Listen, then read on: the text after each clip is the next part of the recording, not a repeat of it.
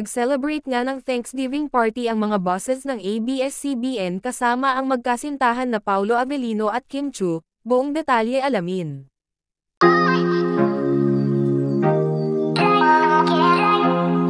Nagkaroon ng Thanksgiving party ang mga bosses ng ABS-CBN kabilang syempre ang bida ng movie ng My Love Will Make You Disappear, kung saan ay para ito sa naging successful na movie ng Kim Pao.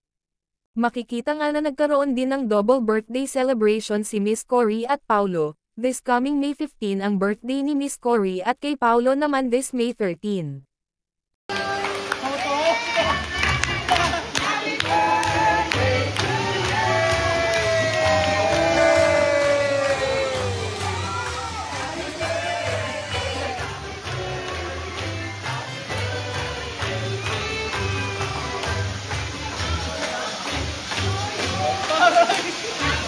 Grabe!